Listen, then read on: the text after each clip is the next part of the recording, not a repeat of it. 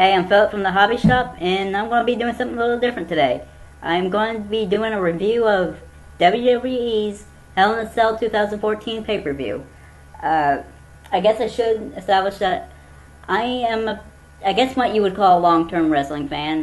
Not as long as most people. I got into it about, I want to say 97. Started watching ECW. Made my way to WWF eventually, and I think mid 2000. No, it was mid 1999. But I've been a fan ever since. There's been moments where I kind of fell in and out of it, especially now, considering I can't even watch Raw most weeks. But I figured, what the hell? I have the WWE Network. I can watch all the pay-per-views, so I might as well do reviews of them. Kind of doing this solo. I mean, Don is here, but he's not a wrestling fan. He's never watched it, so it's gonna be me for the whole video. God help you all. All right. Well, might as well get on the way. The first match was the 2 out of 3 falls match for the Intercontinental Championship. It was the champion Dolph Ziggler going up against Cesaro. Now, Dolph Ziggler really needed a win. I think he lost 4 matches straight, which, makes a whole lot of sense. You would think that, I can't even remember all the guys who beat him. I think Seth Rollins beat him, Randy Orton beat him. And it's funny the fact that none of those guys, became number 1 contender for his championship. You would think if you beat the champion, you would get a title shot, but there goes my logic cropping up again. But anyway, this was actually a pretty good match. I thought that this was going to open the match, open the pay-per-view, I should say. I figured this was going to be the opening match. This match was good. It just wasn't as good as I was hoping it was. It was a little odd to see Dolph Ziggler win both falls consecutively. I figured this would go down like Ziggler gets a win, Cesaro gets a win, and then Ziggler gets the third win, and that's the end of the match. But no, he beat him 2 times straight. It's nice to see Dolph Ziggler actually winning matches, considering he's gone months where he's, lost matches. He's had a few high points, like with The Miz at SummerSlam. I know a lot of you guys hated that match, but I actually thought that was a pretty good match. Kind of a wonky finish, but I thought it was good. This match, though, I'm a big Cesaro fan, so it was cool to see him getting a prominent match on a pay-per-view. But, I don't know. I feel like you could have gone somewhere with Cesaro winning the match. But overall, it was a decent match. It could have gone a little longer, but I don't know. I just wish it was a little longer, and I kind of would like to have seen Cesaro win the match. But I have no problem with Dolph Ziggler winning, so match is okay on my book. So next match, Nikki Bella versus Brie Bella. The loser becomes the winner's bitch. That's the stipulation. So if Nikki or Brie lost the match, they would have to be the other sister's bitch for a month. I'm like, really? This is a feud. At first, I'll be honest, I didn't get into the Brie Nikki stuff. But at this point, it's just, I don't give a shit. Who does give a shit about the Bellas? Who's ever give a shit about the Bellas? They can't wrestle. I mean, okay, to get to Nikki's credit, I never paid attention to their match until now because I hate to be a pig about it, but I don't know how to say this without sounding like a pig, so I'll just be a pig. Her vagina was all over the place. I'm a pig. Okay. Anyway, this match actually wasn't that bad. I mean, like I said, I wasn't really paying attention to the actual match, but This match was okay. Better than it was better than it had any right to be. But god damn it. Sorry about that. That was my phone going off. I don't care about this match. I think, yeah, Nikki won. That just means this feud is going to continue, so I'm not exactly happy with that. So, not much else to say, so moving on. The third match was a tag team match for the WWE Tag Team Championship. You got the champions, Goldust and Cody Rhodes, or I should say Stardust.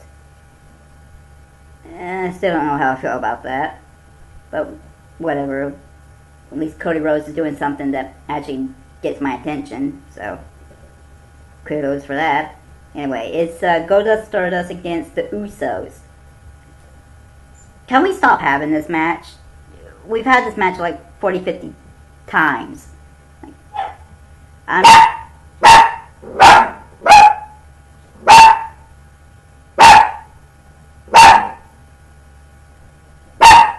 Scooter! You're gonna have to edit that out. No, and seriously, edit that out. But yeah, I think it's about time for us to stop having these matches. Honestly, I think they only have 2 tag teams. It's getting stale at this point. And Cody Rhodes, and by the way, this was a good match. Let me make that clear. This match was good. It's just I've gotten so sick of seeing these guys together. Bring up the Ascension from NXT. Get the Lucha Dragons from NXT. Get them on the main roster, and it's not a deep tag team division, but at least it's a tag team division. You get I can't remember their names. These 2 Italian guys from NXT. I can't remember their names. Oh well. Anybody listening knows who I'm talking about, just let me know in the comments. So we had Goldust and Stardust go over the Usos. Like I said, I'm sick of this, so it doesn't really matter to me. I figured they were going to win anyway, so I can't say I was disappointed by this match. It was good. There's just nothing really exciting with the tag teams anymore, so I can really care less. I figured they have one more match. The Usos win the titles back. Then maybe they bring up the Ascension as heels, and they take the titles from the Usos, and you go on with that feud. So maybe that's where they're going to go. I don't know. Moving on to, I think, the 4th match. Hell in the Cell. John Cena versus Randy Orton. It's John Cena versus Randy Orton in a cage match. You tell me how the match went. It's the same. It's every John Cena match we've already seen with Randy Orton. These guys have no chemistry. I don't give a shit about their feud. And I don't hate John Cena. I'm not a big fan of Randy Orton. But I don't hate Cena. I just don't give a shit about his matches with Randy Orton. And one of the things that irritates me is how on commentary they talk about this feud like it's the new age Rock and Steve Austin, or I don't know, Undertaker Shawn Michaels, Bret Hart Shawn Michaels. They're trying to make this feel like it's one of the biggest feuds of all time, and it's not. This isn't Hogan and Macho Man. This isn't Ric Flair and Ricky Steamboat. This is not a classic feud. This is not a historical feud. It's just a feud that went on too long. I understand why they did the match. They have nobody else for Randy Orton to wrestle. They have nobody else for John Cena to wrestle. So they might as well put them together.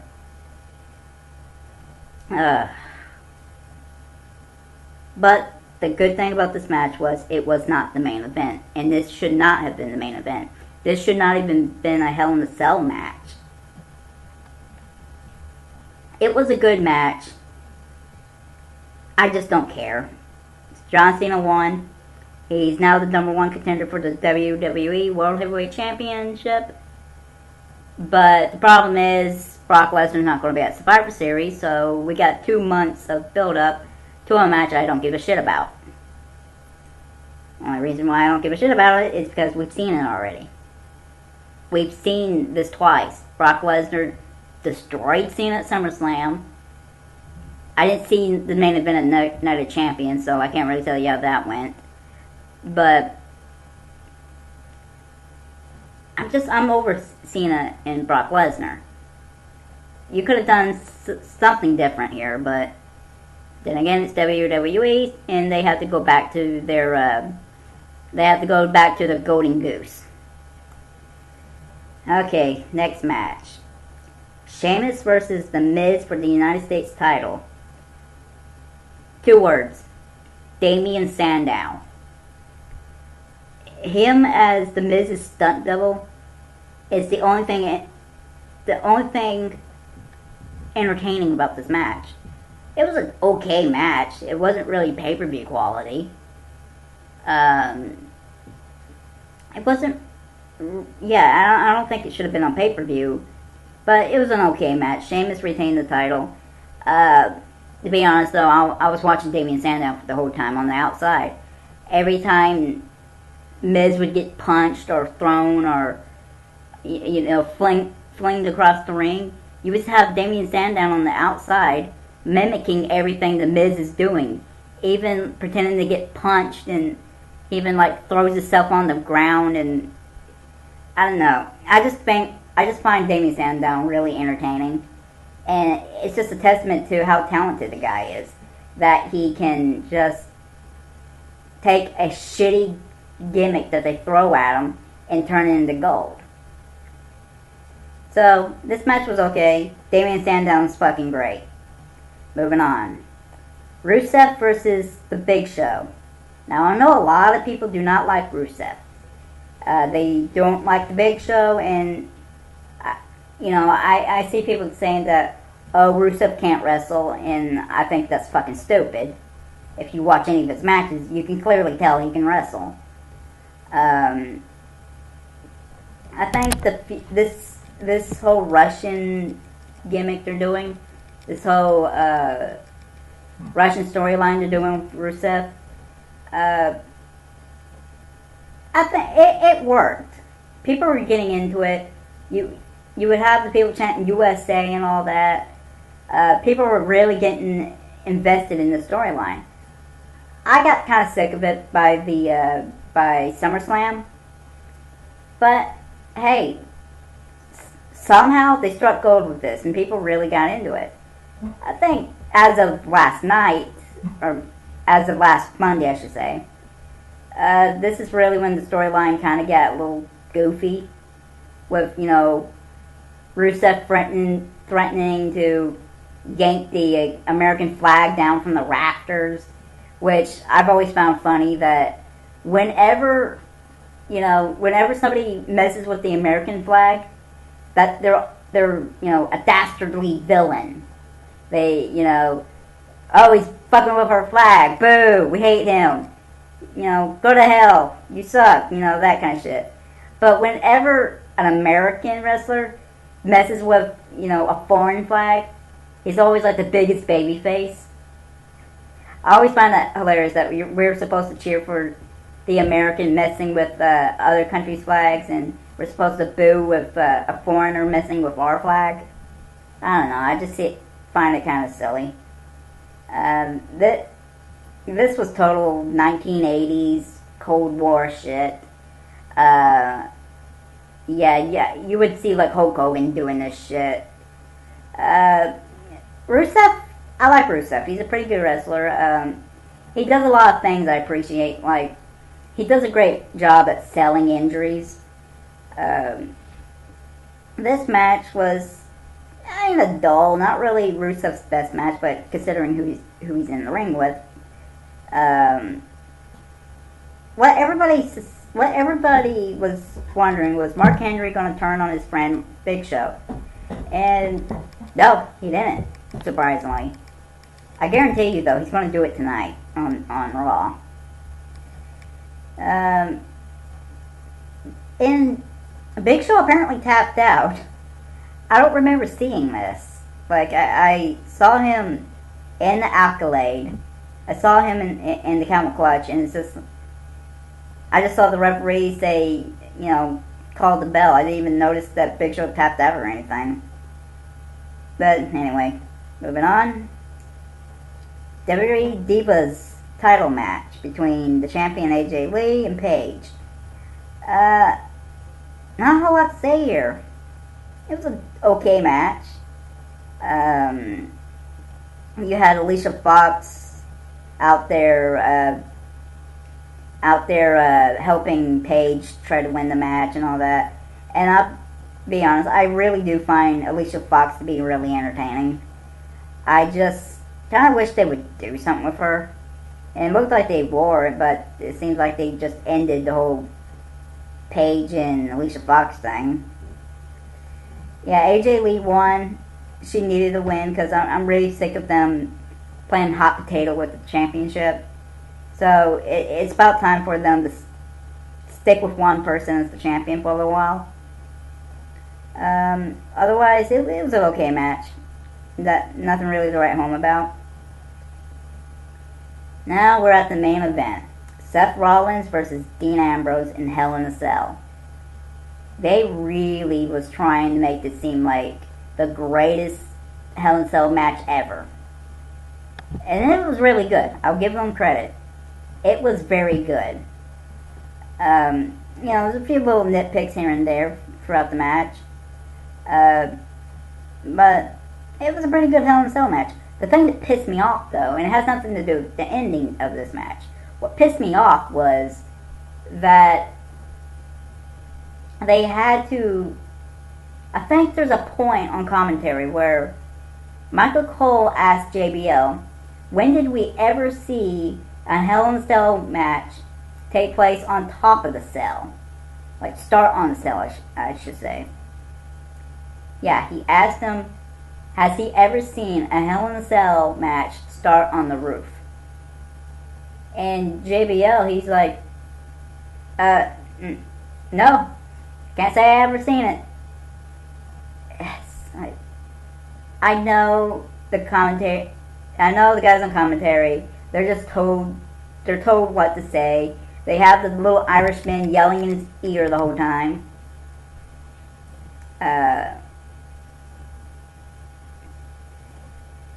But it's just so frustrating to hear them say shit like this.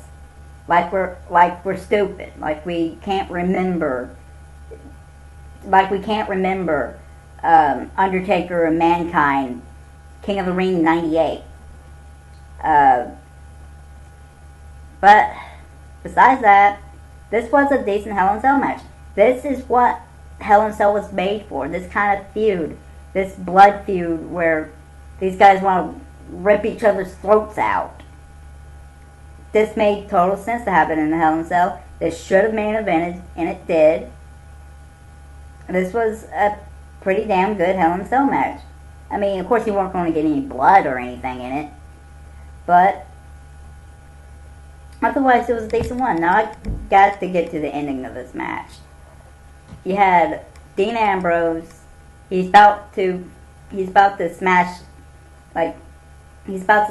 bricks over Seth Rollins' head, and then the lights go out. I thought the feed cut out on the network, so I was about to restart my my Xbox. But then, then you would hear this weird chanting, and they just played it over and over again. Lights came back on. There's a lantern in the middle of the ring with smoke coming up from under it. Dean Ambrose doesn't know what to think, and out of nowhere, Bray Wyatt comes up. I don't know how the hell he got in the cage. I guess he was hiding under the ring the whole time. He jumps in the ring, hits Dean Ambrose with a clothesline, does his little spider walk thing. He's looking Dean Ambrose in the eyes, and with this distraction, Seth Rollins was able to, he hits his move, gets the pinfall, wins the match. He's out of the cage. Bray Wyatt, he's like hovering over Dean Ambrose, grabs him, hits him with his finishing move, Sister Abigail, and looks like they're going to be doing a Dean Ambrose versus Bray Wyatt feud. And you know what? I'm happy for that. I want to see that feud. But I kind of wanted to see I kind of wanted to see Ambrose get a clean win over Bray Wyatt.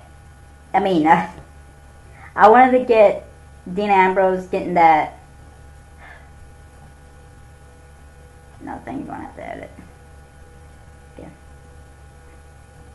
I really wanted to see Dean Ambrose finally get that victory over Seth Rollins after he's lost, I think, 3 times on pay-per-view straight. He also lost on Raw to Randy Orton. After a while, people are going to start to think that this guy's a loser and can't win a match to save his life. You really don't want that. Right now, Dean Ambrose has kind of cooled off a little bit for some people, but for the majority of people, they still think he's cool. They still get into the character because, he's not John Cena. He's not out there trying to sell merch or going out there being all kid-friendly and all that. No, this guy's a lunatic who, he attacks anybody he wants. He's crazy. I've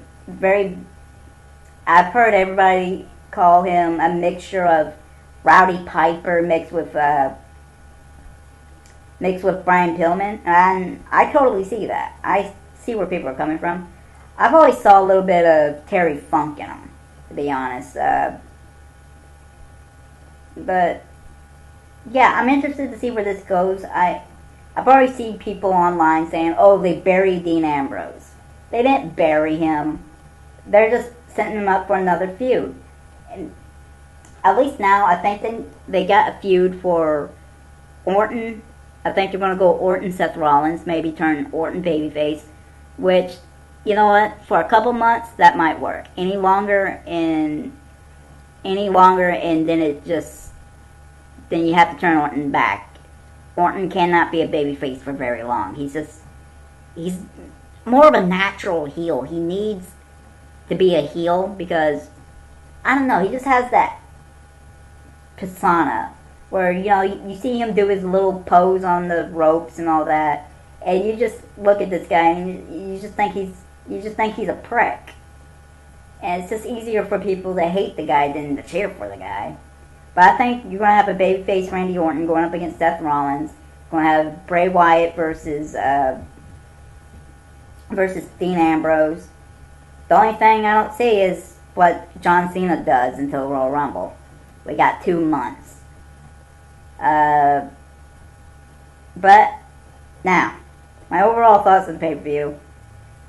I might have complained a little bit too much in this, but it's just I've gotten so tired of the bullshit from WWE. But I guess I should really make this clear. This was a good pay-per-view. This is not one of the best pay-per-views I've ever seen, but it's one of the better Hell in the Cell pay-per-views in recent years. That doesn't say a whole lot because I've always thought Hell in a Cell was a shitty pay-per-view. It's like they have to have Hell in a Cell matches in October, and it just kind of doesn't do the match any favors. The Hell in a Cell should be something they bust out for the end of a blood feud. The end of a storyline. You shouldn't be seeing it every year. It's already lost a lot of luster over the years. And I think it's been 5 years of Hell in a Cell pay-per-views. I heard they're getting rid of the Elimination Chamber pay-per-view. Let's hope Hell in a Cell's next, and then maybe TLC. But I'm not going to hold my breath on them getting rid of Hell in a Cell. as a pay-per-view. Well, before I cut out, I have been getting quite a few wrestling questions on YouTube, on, not really YouTube, on Twitter, and on Facebook and stuff like that. I'm not going to answer all of them because there's too many to answer right now. But I'm going to go through some of the questions I've been getting a lot of. And I'll ask some I've got as of last night, since after the pay-per-view. Okay. Corey wants to know, do you believe that Dean Ambrose was buried last night? And somebody decided to send me that message at 3 a.m. in the morning. Wait, 3 a.m. in the... Nah. Somebody sent me this message at 3 in the morning. Please do not send me shit at 3 in the morning, please. Okay, anyway. Do I believe that they buried Dean Ambrose? I've already kind of went over that, so no. They have not buried him, and I really wish people would stop using that word. It's just getting annoying at this point. Okay. Who do you see coming up from NXT by the end of this year? Well, to be honest, I don't see anybody coming up by the end of this year. Who I would like to see brought up from NXT? There's a lot of guys, but to be honest, they've fucked over almost everybody else they brought up from NXT besides the Shield. You know, Dean Ambrose, Seth Rollins, and Roman Reigns. Those seem to be the only guys from NXT they really protected. I don't know what happened to Emma. Bo Dallas I barely see on television. I don't even know who else they brought up. Adam Rose just disappeared. So, honestly, I love NXT as a wrestling show itself. I'd really rather see those guys be actually used. But if I had to pick somebody to be brought up from NXT, I would probably go with Sami Zayn. The guy is ready. The guy's been ready. I can't believe he's been down there for nearly 2 years. Or shit, he's actually probably been there 2 years by now. They need to bring him up. The guy's been, I think he's been wrestling since 1999 as El Generico. I could be wrong on that. But his point is, he's been wrestling for over 10 years. He's ready. He's an entertaining guy. You know, he knows several different languages. WWE loves shit like that. They love it when, like, you can go to Japan and speak Japanese and stuff like that. They love that shit. But I want to see him up there because he's talented. He's a great wrestler. He's really entertaining, and I think he will get over, no matter what. Next question. In your opinion, what is the greatest Hell in a Cell match you've ever seen? That's a good question. I guess I could go with the stock answer of Shawn Michaels, Undertaker, Hell in a Cell. But I'll go with Brock Lesnar and Undertaker. I don't remember what show that was. I think that was No Mercy 2003. Correct me if I'm wrong. But that was a great match with, you know, great story into it. I think that's the one where he, like, breaks the Undertaker's hand. You know, obviously not for real, but I think he breaks his hand with a. No, that was during the build-up. Yeah, that's right. That happened on SmackDown. But yeah, I think that was a really great Hell in a Cell match. You go back and watch it, and you go back today and watch it, you'll probably be shocked.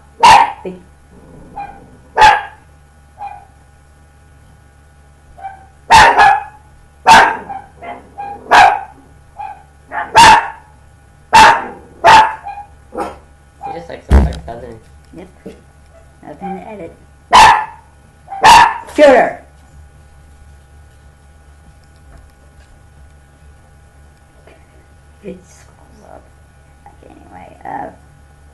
yeah, if you go back,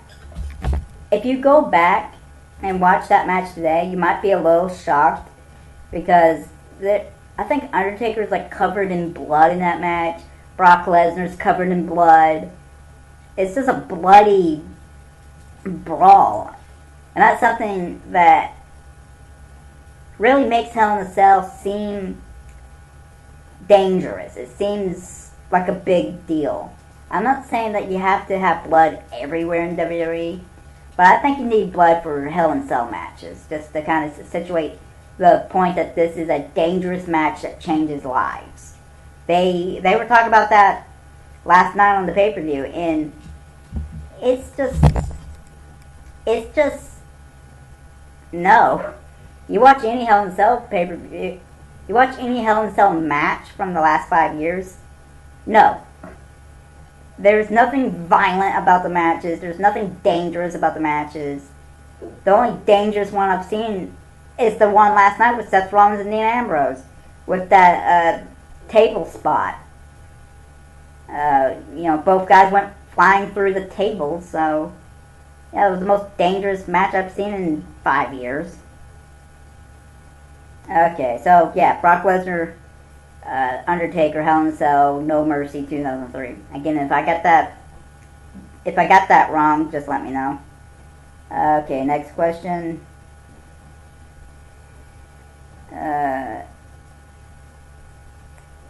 If you can pick 5 guys from NXT, from Ring of Honor, and from TNA, and from New Japan Pro Wrestling,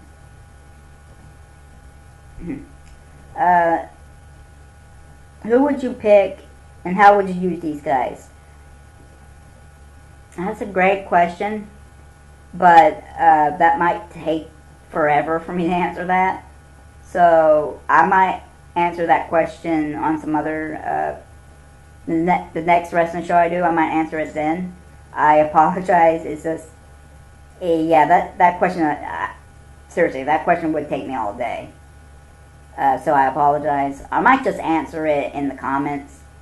So just watch this video once it's up and look for the comments, and I probably would have answered it in there. So yeah, sorry, I can't answer your question right now. Next question.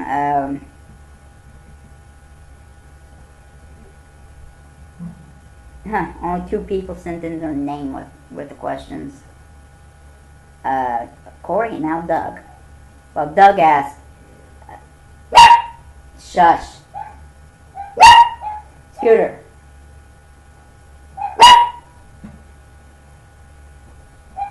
The magic of editing.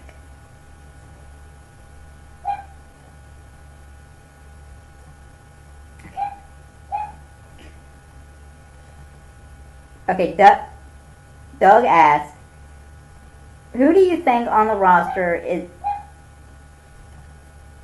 Doug asked, who on the roster today can you see as today's Rock and Austin? Well, there's no Rock. I'll say that right now. There is nobody who matches star power as The Rock.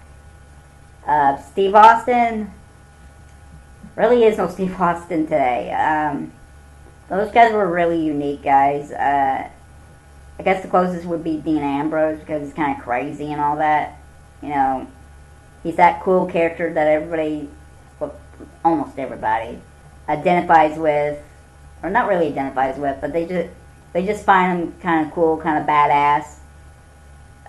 But there is no Steve Austin, there is no Rock. It's kind of unfortunate, but hey, gotta work with what you're given. And that's pretty much it for now. I still got plenty of questions to answer, but I think that's enough for right now. So if you guys want to ask questions, just leave the questions in the comments, and whenever I do another one of these, I will answer your questions. Sorry there is no set schedule for the show. It really I think the next time I would do this would probably be November 16th. Either November 16th or 17th.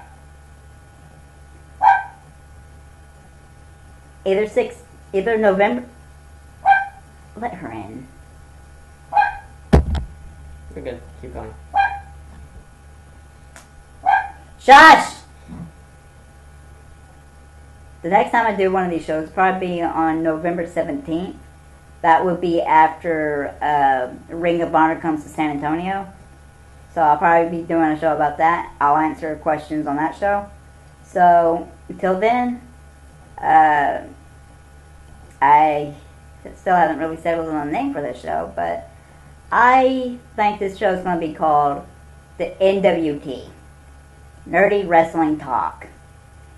Not very original, but hey, I'm not very creative. Alright, until then, see you next time.